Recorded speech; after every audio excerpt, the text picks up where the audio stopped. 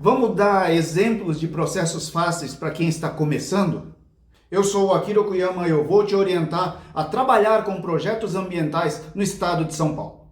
Já pensou em trabalhar com processos ambientais da CETESB, a Companhia Ambiental do Estado de São Paulo? Deixa eu contextualizar para quem nunca ouviu falar dessa área. Todos os assuntos que envolvem o meio ambiente, por exemplo, os impactos ou riscos ambientais que as empresas podem causar ou que causaram, são fiscalizadas e regulamentadas pelos órgãos competentes. Nesse segmento ambiental, temos as secretarias municipais de meio ambiente, que são responsáveis por algumas questões nas áreas urbanas. Para as questões ligadas às áreas rurais, e também às empresas, nós temos os órgãos estaduais, que no caso específico do estado de São Paulo, é a CETESB, a Companhia Ambiental do Estado de São Paulo. E para grandes empreendimentos e áreas e assuntos mais complexos, nós temos o IBAMA, que atua no âmbito federal. Essa explicação é bem a grosso modo, só para dar uma visão geral. Para quem quer uma renda extra ou está começando na área, a ideia é estudar e começar a prospectar os serviços mais simples. Já pensou em fazer 2 processos simples por semana e com isso ter uma renda de R$ 800 por semana? Nossa, e é só eu falar que eu quero fazer isso e os processos vão aparecer na minha frente? Não funciona assim. Mas você pode estudar e depois começar a prospectar clientes para montar uma carteira de clientes e com o tempo vai conseguir ter pelo menos 2 processos por semana. Eu sou de São José do Rio Preto e na minha região e nas proximidades existem muitos pomares de laranja e limão. Essas culturas são grandes produtores de frutos e sucos, que são muito apreciados no exterior pela qualidade dos frutos e a qualidade da nossa terra. Mas, como todos os seres vivos, estão sujeitos a serem atacados por doenças, pragas, fungos e bactérias. Existem algumas doenças como o cancro cítrico e o greening, que atingem os pomares, que deixam o fruto feio, com aspecto de velho, às vezes até parece enferrujado e até mesmo meio deformado. E se isso não for combatido logo, pode contaminar o pomar inteiro. Aí vem o problema. Essa doença tem uma solução não muito agradável para o meio ambiente, que é a erradicação através do uso de fogo.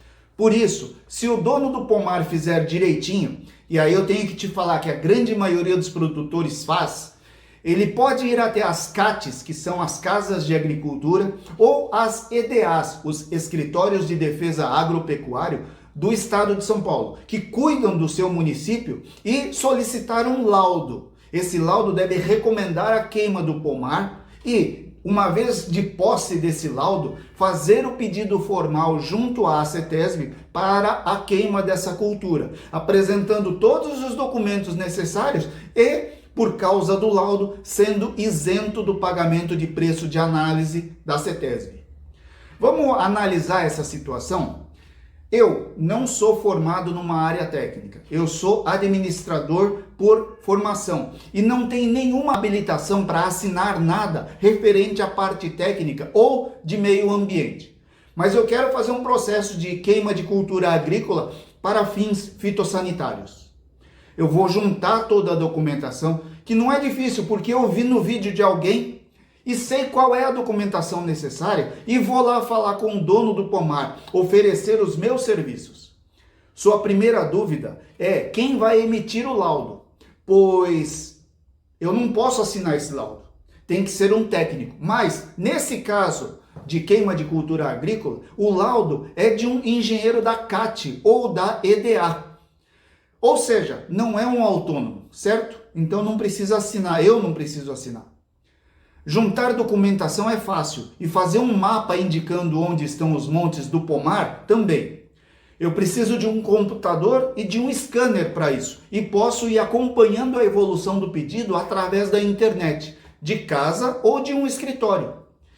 Eu posso cobrar um valor pelo trabalho, pois é o meu conhecimento que está facilitando o trabalho do produtor. Eu vou cobrar os custos de ir e vir, as horas de trabalho que eu gastei com o meu serviço e um valor para o meu lucro, por ter usado o meu conhecimento para trabalhar para o dono do pomar.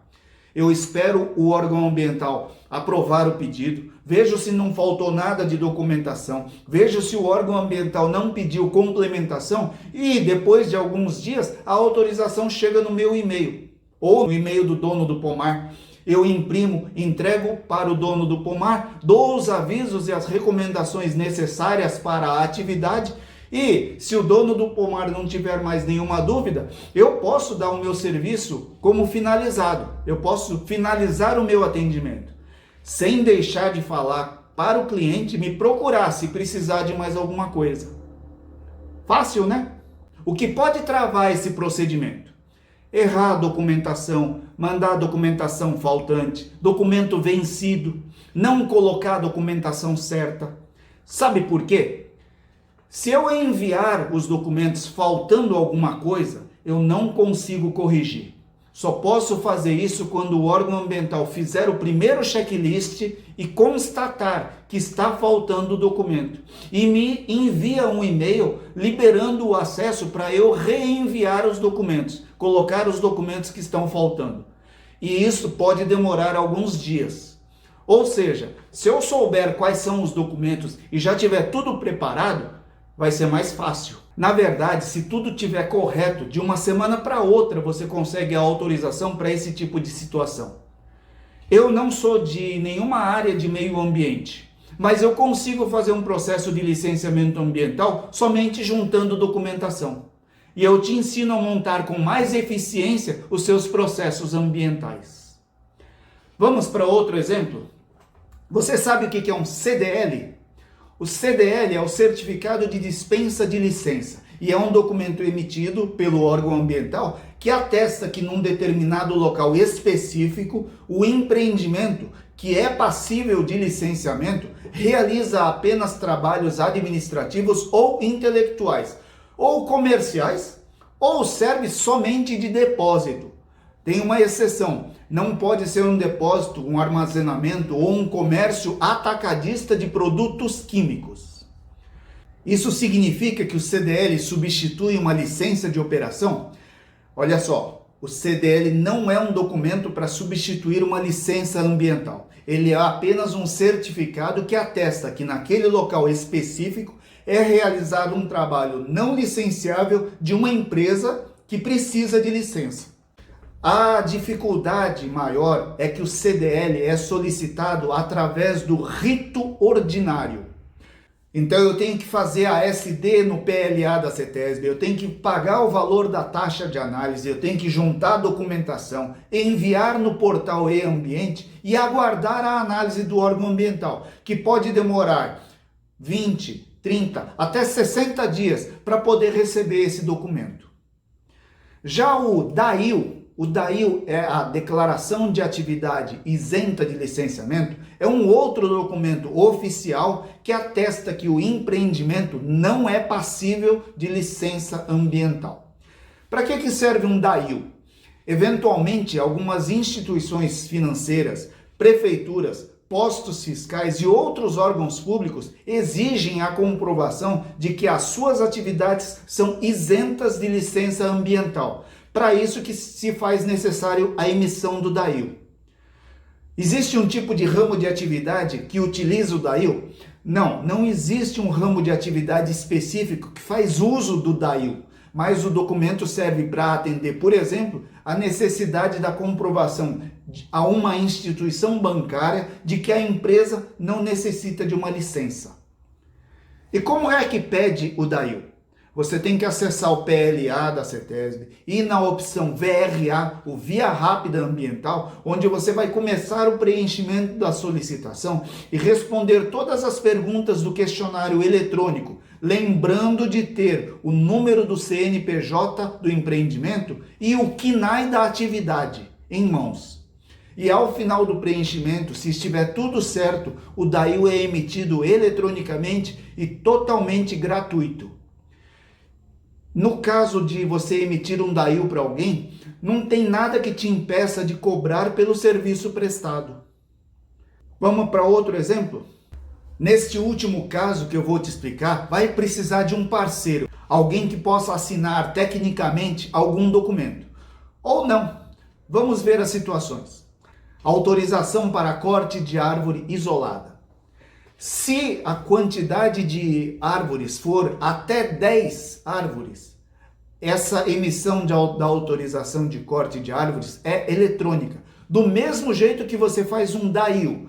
Mas você tem que saber de algumas informações. Por exemplo, você tem que saber quais árvores serão solicitadas para corte, a espécie, o nome popular e a localização geográfica em UTM.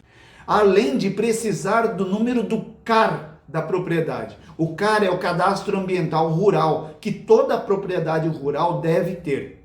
Você está prestando atenção que esse pedido para corte de árvore isolada é apenas para áreas rurais, não serve para áreas urbanas, ok? Uma observação, não é porque a autorização ou o DAIU é emitido eletronicamente que não tem fiscalização, ok? A CETESB sempre está realizando vistorias e essas vistorias não são com hora marcada. Portanto, se numa visita do agente credenciado da CETESB ele vê que, por exemplo, o DAIU foi emitido erroneamente, ou a atividade era licenciável e ele emitiu um DAIU, ou qualquer outra situação em que houve engano na emissão ou omissão de informação, ele vai ser obrigado a tomar as providências cabíveis a cada caso, tá? No caso das árvores, é a mesma coisa. Se o pedido for acima de 10 indivíduos arbóreos, você precisará de um parceiro, pois nesse caso é preciso apresentar plantas e projeto de reflorestamento, e será pelo rito ordinário. Complica um pouco mais, mas não muito. De novo, eu vou juntar a documentação, que não é difícil porque eu vi o vídeo do rapaz lá e sei qual é a documentação necessária, e eu vou lá falar com o dono da terra, com o proprietário. Vai precisar de um laudo, e aí é que entra o parceiro, que vai elaborar o laudo para corte de árvore isolada e assinar junto com o proprietário. Juntar documentação é fácil, e fazer um mapa indicando como chegar nessa propriedade também. Eu preciso de um computador, de scanner para isso, e posso ir acompanhando a evolução do pedido através da internet, de casa ou de um escritório. Eu espero o órgão ambiental aprovar o pedido, vejo se não faltou nada de documento, vejo se o órgão ambiental não pediu complementação e, depois de alguns dias, vem a informação que eu preciso assinar o TCRA. E isso vai ser realizado eletronicamente. Então eu imprimo uma via do TCRA, peço para o proprietário assinar, escaneio a documentação, envio de volta para a CETESB, aguardo outra notificação e se tudo tiver certo, a autorização vai chegar no meu e-mail, entrego para o proprietário, dou os avisos e as recomendações necessárias, reforço o compromisso do proprietário para executar o plantio sob risco de multa do título extrajudicial que representa o TCRA e, se o proprietário não tiver mais nenhuma dúvida, eu posso dar como finalizado esse atendimento, sem deixar de falar para ele me procurar se precisar de mais alguma coisa. E eu posso cobrar um valor por esse trabalho, pois foi o meu conhecimento que está facilitando o trabalho desse proprietário. Eu vou cobrar os custos de ir e vir, as horas de trabalho que eu gastei com o serviço, um valor para o meu lucro, sem deixar de somar o valor do parceiro que fez as plantas e o projeto, além de ter que pagar a ART, a anotação de responsabilidade técnica, pelo serviço elaborado. Eu espero que esse conteúdo tenha te ajudado. Se ficou alguma dúvida ou tem alguma sugestão de tema, deixa aqui nos comentários que a gente vai responder. Até breve!